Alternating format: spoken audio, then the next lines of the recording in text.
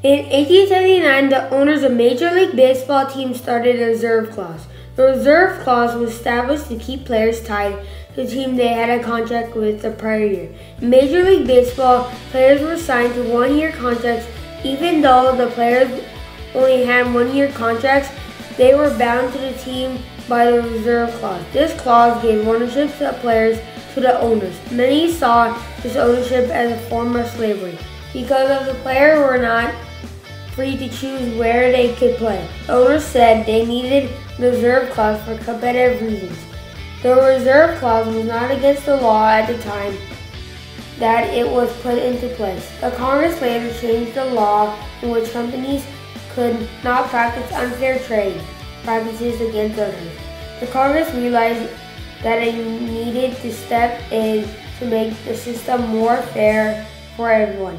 This new law came about because of the way companies were setting themselves up to limit competition. The Sherman Antitrust Act was passed by Congress on June 20, 1890 and was signed into law by President Harrison on July 2, 1890. This law was put into place to stop companies from making trusts between each other. These trusts could be as simple as agreements not to sell goods to someone in a certain state. In 1914, the Federal Trade Commission Act, which created the FTC, and the Clayton Act were passed by Congress. The next year, Major League Baseball was sued over a violation of the Sherman Antitrust Act in January 1915, and on May 29, 1922, the United States Supreme Court ruled that Major League Baseball was exempt from the Sherman Antitrust Law. This empowered the owners even more since they now had the court ruling backing up their way of doing business. Curt Flood was born on January 19, 1938 in Houston, Texas. His mother would move his family to Oakland, California when he was 2 years old. Curt Flood was born into the reserve clause system. Not only was he born into the reserve clause system, he also was born into a system where he would not be able to play Major League Baseball no matter how good of a player he was because of the color of his skin. When Flood was 9 years old, the system would change.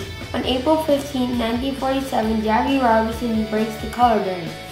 Thus, Flood could finally dream of playing Major League Baseball. I could not imagine what this meant to Flood and everyone else in his situation. When I was 6 years old, I was dreaming of being a major leaguer. This is something he could not do until he was 9 years old.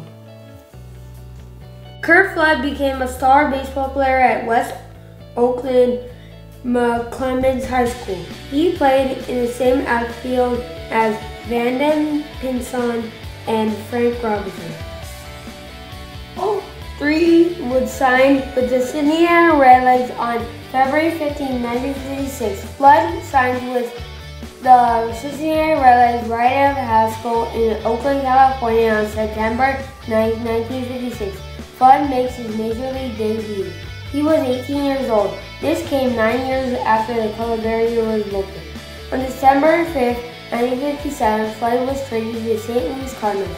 This is where Flood would shine on and off the field. Flood opened an art studio for his painting career. Flood sold stock to investors who spent his company. He was not just a baseball player. Curt Flood was also a businessman. His art business became very successful. In 1963, Flood won his first of 7 consecutive Gold Glove Awards. On August 28, 1963, Martin Luther King Jr. gave the I Had a Dream speech in Washington, D.C.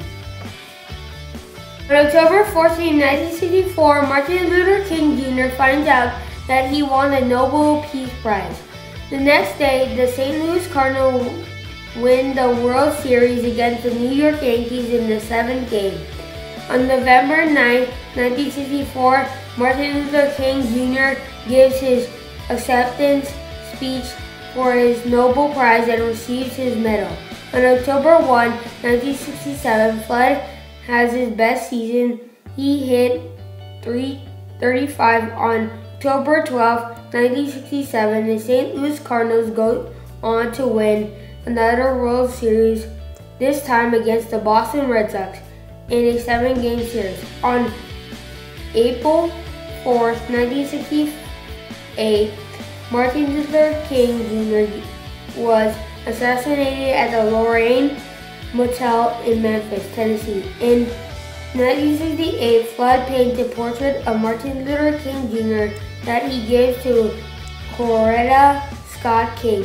On October 7, 1969, Flood is traded to the Philadelphia Phillies, but he refuses to report to them. On January 4, 1970, Flood files suit against Major League Baseball and its reserve clause. On November 3, 1970, Flood is traded to the Washington Senators. On April 25, 1971, Flood plays his last game and retires from the game of baseball at the age of 33. On March 20, 1972, Flood v. Kuhn is taken to the United States Supreme Court. The court rules in a 5-3 decision in Kuhn's favor. On December 23, 1975, the reserve clause is abolished by an arbitrator. This begins the era of free agency in baseball. This came 5 years after Flood had sued Major League Baseball. On January 20, 1997, Flood dies at the age of 59 of throat cancer. Flood passed away on Martin Luther King Jr.'s birthday and one day after his own birthday. On October 27, 1998, the Curt-Flood Act is passed and signed into law by President Clinton. The purpose of the Curt-Flood Act was to state that Major League Baseball players are covered by the antitrust law. This law takes away the exemption of Sherman Antitrust Act that the Supreme Court had ruled in the 1922 decision. In conclusion, Curt-Flood showed everyone the courage it takes to go against a system that is unfair. Although he was paid one of the highest wages in baseball, he was still not treated fairly in regards to his rights. He fought the fight that his fellow ball players did not have the courage to fight. He paid a price for this fight, but in the end, all baseball players should be grateful for his courage and principle.